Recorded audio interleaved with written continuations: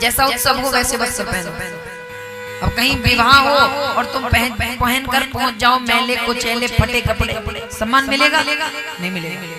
और कहीं किसी की मौत हो गई है और तुम वहां पर पहुंच गए बढ़िया सुंदर सूट बूट में और बढ़िया साड़ी जड़ाओ, तो सम्मान मिलेगा? नहीं मिलेगा। कहीं मंदिर में जा रहे हैं, किसी वृद्धों की सभा में जा रहे हैं, वहां वस्त्र कैसा होना चाहिए इसका ज्ञान भी होना चाहिए। और हमारे वस्त्र फटे ना हो, मैले ना हो, नीति भी कह रही है, शास्त्र कह रहे हैं वस्त्रेण, समय के अनुसार वस्त्र होने चाहिए।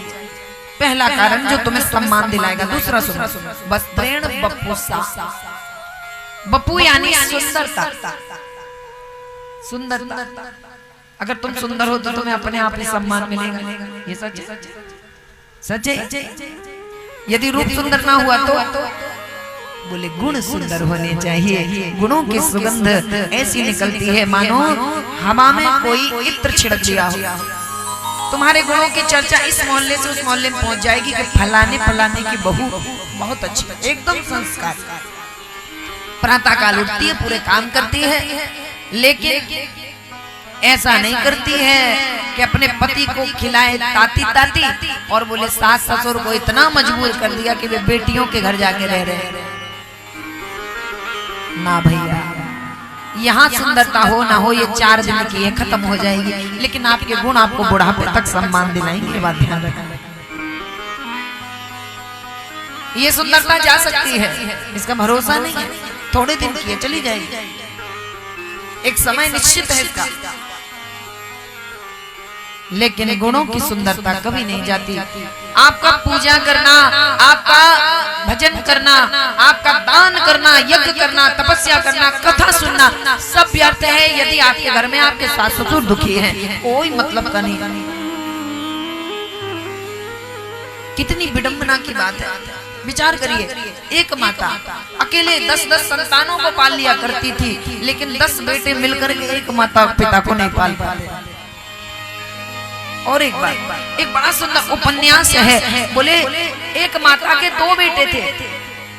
दोनों ने जब देखा कि बड़ी परेशानी आने लगी है तो क्या कहा, बोले 15-15 दिन दोनों माता को खिलाएंगे।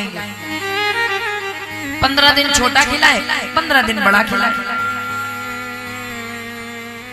अब बोले उस दिन मैया की एकादशी हो गई। किस दिन? बोले उस दिन मैया की एकादशी हो गई जिस महीने में 31 दिन थे। ना छोटे ने पूछा ना बड़े, एकादशी करा दी, बेचारी भूखी रह गई, ना छोटा पूछने आया ना बड़ा। यदि माता ने भी ऐसा ही किया होता तो कि 9 महीने मैंने तुम्हें पेट में पाला है, अब मेरी जिम्मेदारी नहीं है, जाओ।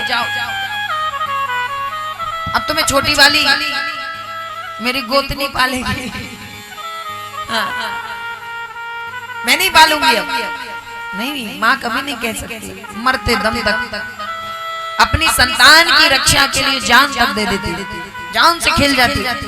बच्चे पर संकट ना है, लेकिन ऐसा ही बच्चा बोले बड़े होकर के माँ को ऐसे पूछेगा, ऐसे बोलेगा जैसे जानता ही नहीं।